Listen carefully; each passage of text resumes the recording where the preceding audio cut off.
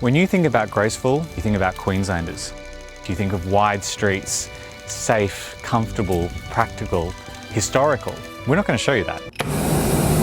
This house has really been under wraps. It's actually the first time I've really been able to be talking about it outside of these walls. What we're going to give you is something that's edgy. This has been a very, very well kept secret. This is an industrial luxe house. Industrial luxury, they're two words that aren't ever married together. Or not successfully. I think there's a really fine line that you've walked on it, and to be honest, it could have gone either way. Yeah, completely. But to your credit and to the owner's credit, it's a beautiful, beautiful product. It's sexy, it's black. And I agree with that, only now that I hear you say it, but I don't think once through the project, we, or the client, or the team as a whole, ever doubted it. It's bold, concrete. If you got 3/4 of the way through this and then you kind of stepped back, because you'll see it, wouldn't you? You would really see it. You'd not just see it, you'd feel it. Like it wouldn't feel authentic. Yeah, you kind of go, oh, hang on, you literally pulled back there. And it really leans into it. This is a commitment. They've made a commitment to their design, they've made a commitment to their aesthetic, and they have just gone for it. Absolutely blown away. The outcome, I think, is spectacular. I was just like,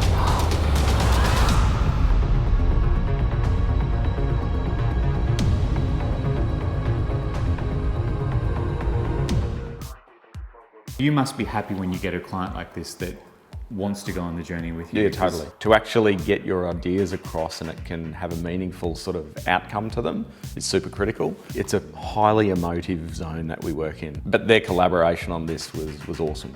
The bathroom up there, just if you wanted to talk about that gold tile and the level of detail that gets involved, not only at a design point of view and then finding that, looking at its parameters and then getting a tiler who actually could stand there and listen to my wife and Letitia kind of talking about the tile, and they're just sitting there going, what have I got myself into? What have I signed up for? That could have sent a lot of people running, but he was just like, I've got to achieve something here which is nearly impossible, but I reckon I can do it. It's bold and it's rich, and I think trying to get the balance of even like the tones of this table, working with concrete and concrete is always, like from a sound point of view, it's tough enough.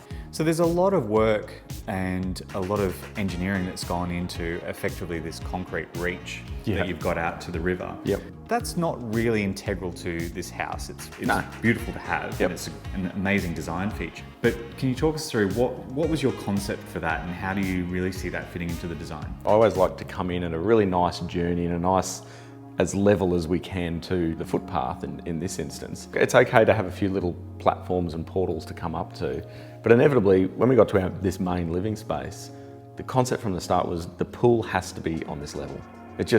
It can't afford to be down at the level, because I believe that a pool they're really important components. They're not features, they're components to the home. Well, they're a very social aspect of the home. Yeah, that in its own right left that pool, like the water's edge, some 8 metres above natural ground level.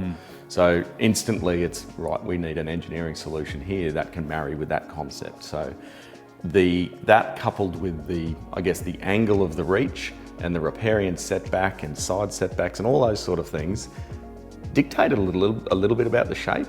Then you throw in a bit of architectural flair and a little bit of Titanic notions of going out to the point. Yes, and I think it's okay to have fun with objects as well. This house is designed around the view. Completely. There is an obvious view to the river, which is a focus, and from conceptual perspective was about how do we get every room in the house to get that view.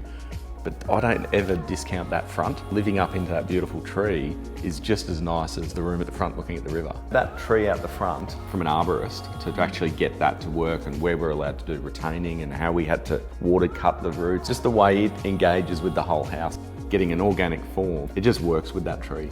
Bigger picture conceptually and working out the views and all that, and then we drill down into those little spaces. It went through some discussion, but look where it ended up.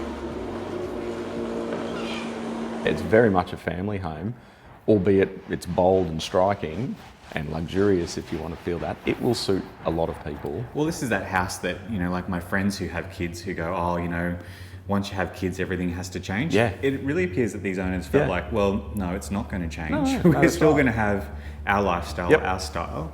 And I think, you've got to think about it, of course. Oh, what would kids do in this instance? And a lot of that is driven around safety. It just is. Yes. When people talk about that, sharp corners, this sort of thing.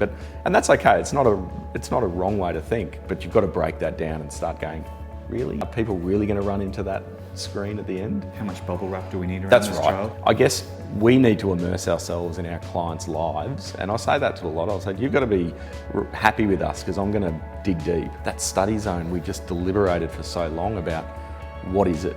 Who's going to work there? Is it going to be messy? How do we do that? That's probably iteration 12 of a layout and a design that was both functional, pragmatic.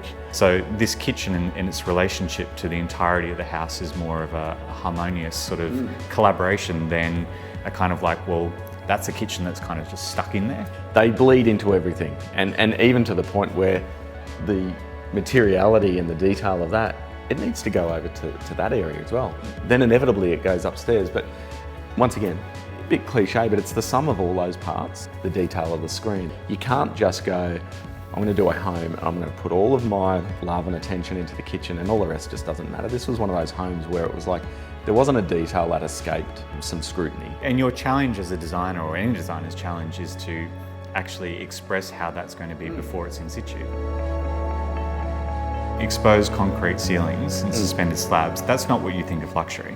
No, that's right. But in this space, it really works. There was heavy hours in this, but they were fun hours. Like it was a fun project. Labour of love. 100%. Through the fields of our paths, feelings part our ways, keeping us close but estranged now. Dreams holding us closer.